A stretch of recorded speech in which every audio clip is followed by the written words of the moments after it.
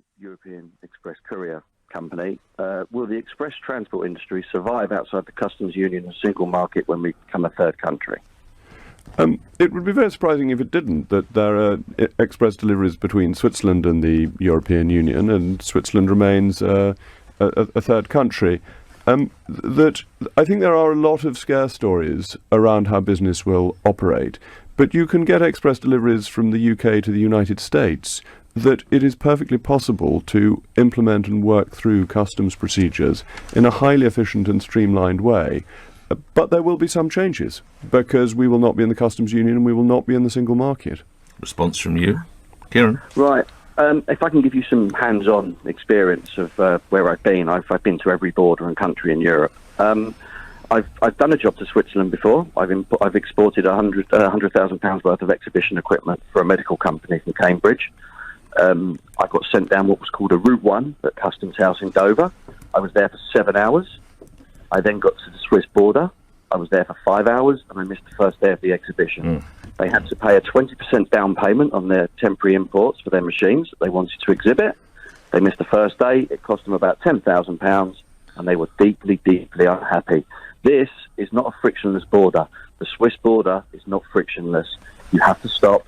You have to go out of your van or your vehicle or your truck. You have to go up four flights of stairs to find your customs agent. You have to get your T1 or T2 forms processed, or your carnet, depending on what you're doing. Then you have to get them stamped by the French, the Swiss, then you can come in. The same applies to Customs House in Dover. There's no infrastructure there. There's no parking. At the moment, you can go there at the right time. You might be in and out in 30, 40 minutes. But when everybody has to clear their customs papers, it will be an absolute nightmare.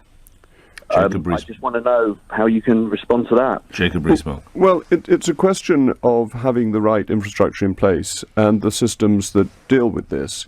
That if you look at the imports and exports via Southampton to the rest of the world, these are hugely efficient and streamlined because that's what they're focused on.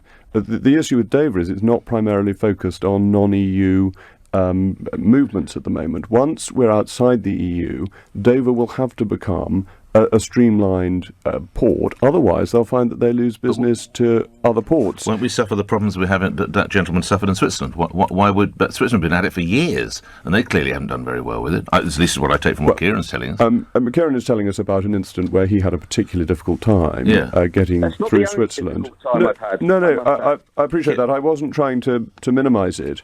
But the Swiss-EU border is most of the time a very efficient border with very limited delays, as is the Norway-Sweden border. Norway border is much smaller than the UK border. You can go via Gothenburg into Norway and clear customs there at a physical hard border checkpoint. You go from Hirtshals to Larvik and clear at the port in Larvik. It's tiny. There are checks indeed between Norway and Sweden, because Norway is in the single market but not in the customs union.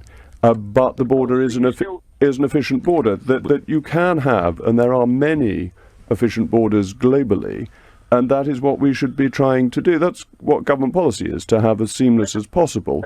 But there will be some changes, of course. I'll let you make your final point, Kieran, because there are. So this will be your final observation, but make a final point to Jacob Rees-Mogg. Kieran?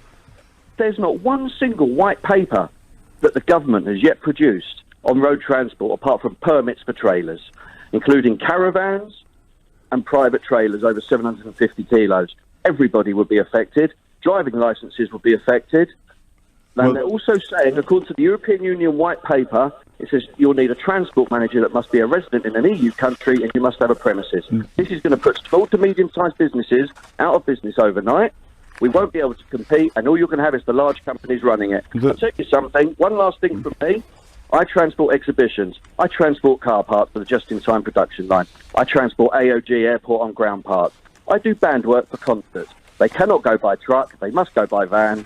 They rely on the smooth and frictionless transport over borders from Dover to Calais, I've got- where you do not stop to clear customs. All There's right. nowhere to stop, and it'd be an absolute disaster when it does. All right, I have to finish there. Final rejoinder from you. Well, there will be a white paper. There is a bill on transport going through the House of Commons at the moment, and the issue with driving licence is one at the forefront of the Department of Transport's mind already, and they have a solution in sight. So I think the fears are... We will make America great again.